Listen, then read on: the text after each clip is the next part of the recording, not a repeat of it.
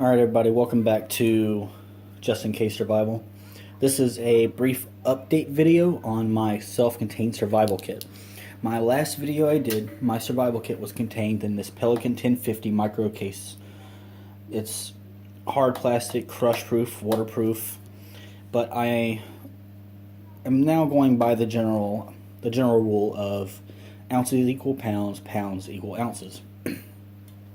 So I opted to swap this case for this MOLLE compatible ABU soft pouch.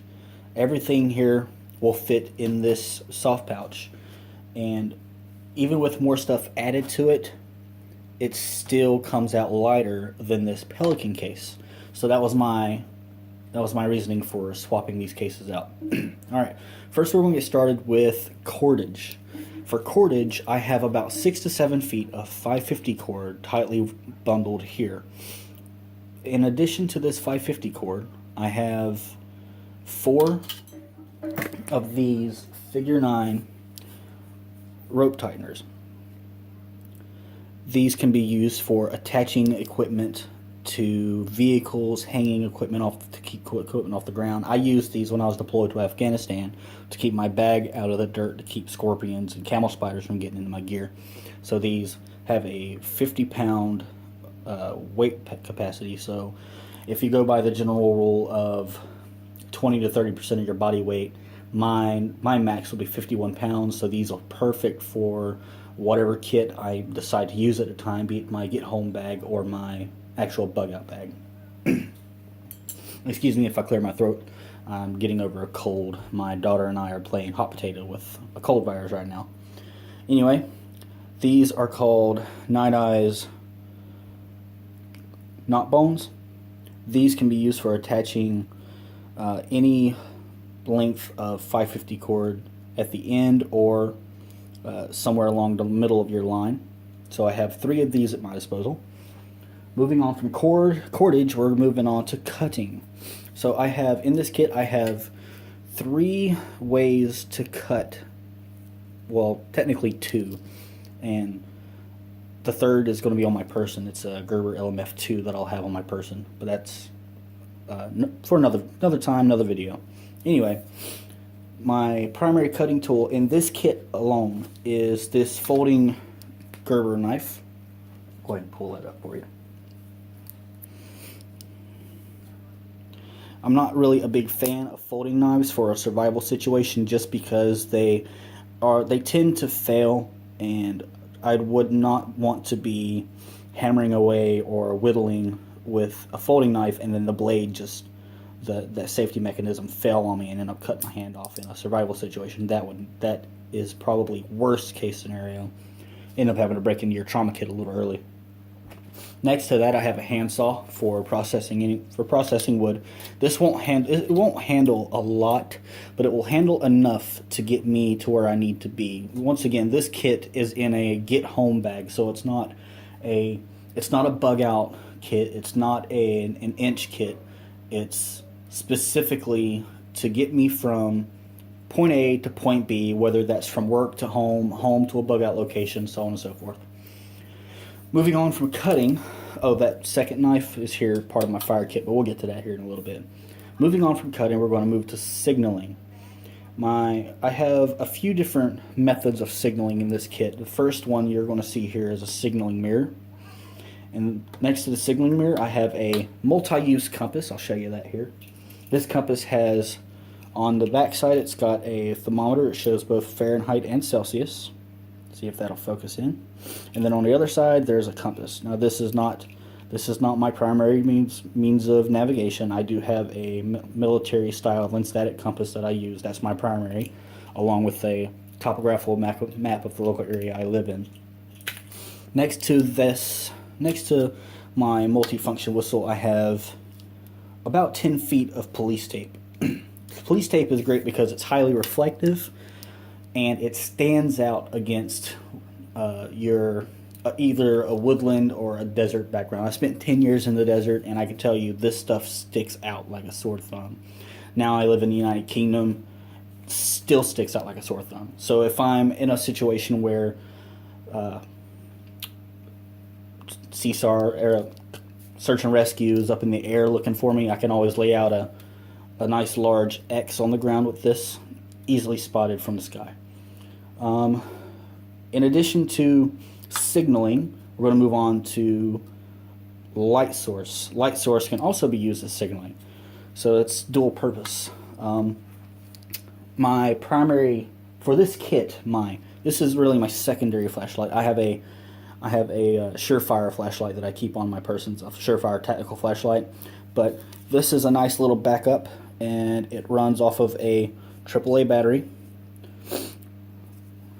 And so I have this, and I have the spare battery with me. This is a Gerber Tempo. It came in a Bear Grylls survival kit, which is this pouch here.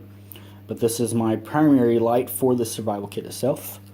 Secondary light slash signaling devices. I have two chem lights. I have a red chem light and a green chem light. These are great because they last long, and they're waterproof. They won't leak or anything like that. So these are great to have in any kit. And then a small source of firelight. I have 3 small candles here. These burn for a couple hours each. They won't last very long, but they last long enough to get done what you need to get done without having to give away your position if you're in an evasion kind of scenario.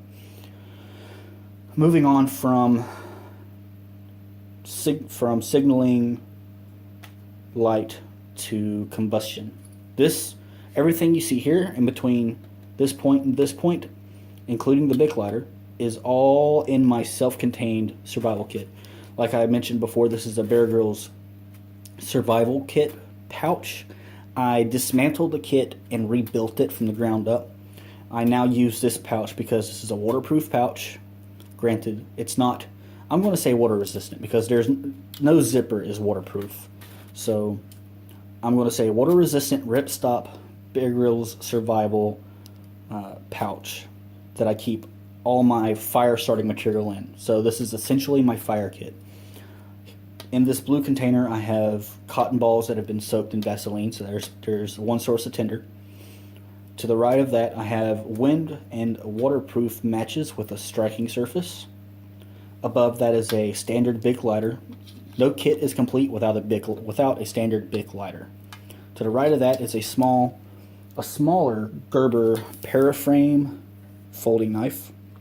This one is going to be used specifically for striking ferrocerium rods, so that's why I have the small kit in that pouch versus using a larger knife. I don't want to be using a large knife trying to strike a small ferrocerium rod and end up cutting my finger in a survival scenario. Once again, that'll break into my trauma kit a lot earlier than needed, or a lot earlier than necessary. To the right of that is a small Gerber ferrocerium rod. This came in that Gerber survival kit. I've used it a couple of times testing it out. It does work fairly well.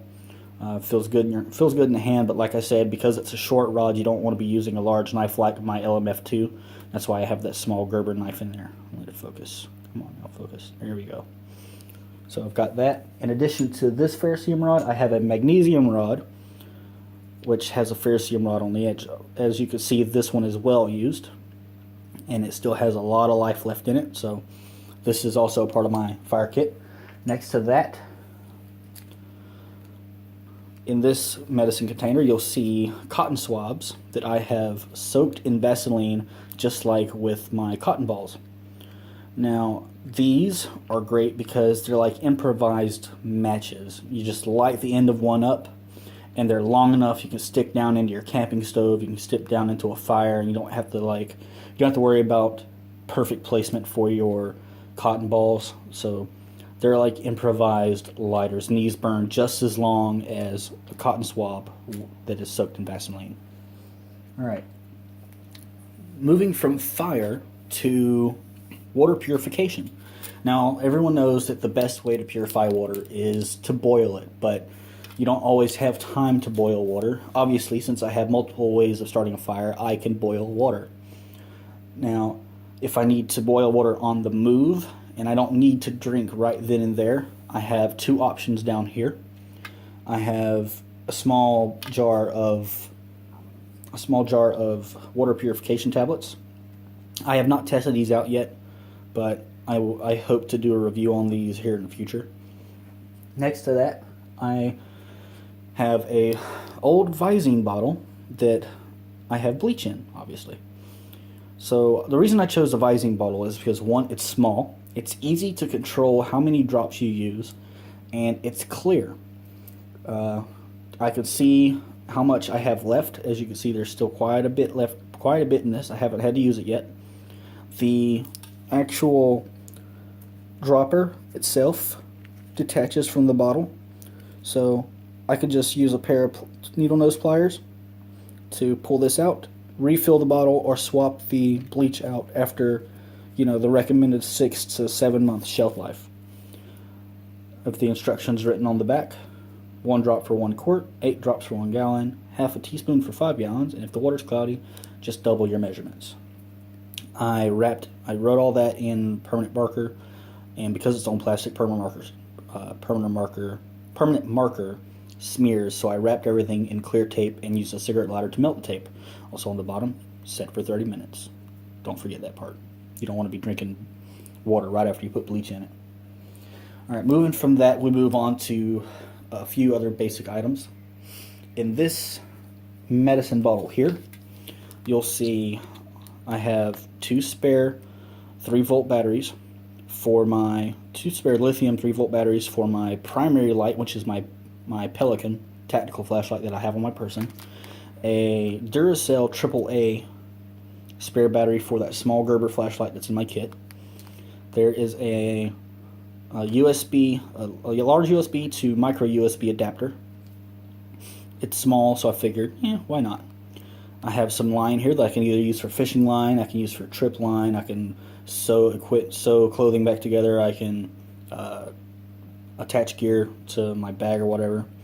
And then I have paper clips. Paper clips have a number of different uses, from picking locks to getting out of handcuffs, if hopefully you never find yourself in that position. But paper clips have a great number of uses. And then I have dedicated snare line there, so I could set out traps if I need to for small game, but that's like a hopefully it's a less resort case, considering this is strictly a get me home bag. So hopefully I don't find myself in that position. But as this channel suggests, just in case. Next to that is a smaller version of the Write in the Rain pen. Always have a way to take notes, mark down significant events, things that you need to remember in a pinch. Next to that is a small piece of Write in the Rain paper. On one side is a inventory list of everything that's in this kit, and on the other side it's completely blank for notes. And then next to that I have a standard U.S. military issued camouflage makeup kit. It has a mirror, so I can use the mirror as a signaling device as well. And then obviously if I'm in an evasion situation, I can use the camouflage paint to break up my face, break up those lines, help keep me from attracting the wrong kind of attention. Next to that is a sewing kit. I kind of added to this sewing kit. This is a sewing kit I bought that it didn't come. This is 2 sewing kits in one, pretty much. It has all the thread in it. It's got extra buttons from a military sewing kit, and it's got the nifty folding scissors from the standard military sewing kits. The only thing that's not in here is the small spool of nylon string that usually comes with those military sewing kits. That is in my fishing kit, which I did a video of that not too long ago. It's on the channel. If you want to take a look at that fishing kit, go ahead and check it out. And then last but not least, 2 foil Mylar rescue blankets. I have 2 for one specific reason. These foil blankets are cheap. Although they work phenomenally well, they are cheaply made, so they're really thin. So if you rip one, you need to have a backup. So I have 1 foil Mylar rescue blanket, and then I have a backup foil Mylar rescue blanket. Another use for these is in my actual get home kit. If I find myself having to dig in for the night and I have to make a lean-to shelter, with 550 cord and a poncho. I can line the poncho with this rescue blanket, and when I build a small fire to keep myself warm, this rescue blanket will reflect the heat and create a microclimate inside my lean-to. I am in the United Kingdom, and it's wintertime. It gets cold here.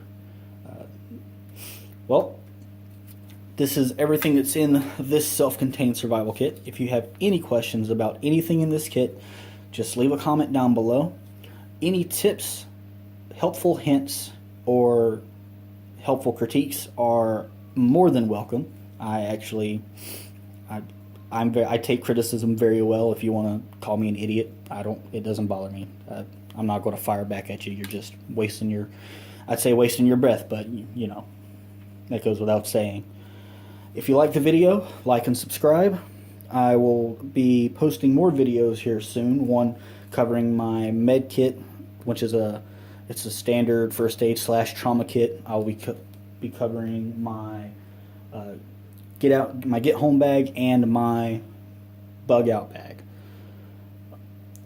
Like I said, if you have any questions, like and subscribe. Hope you enjoy the video.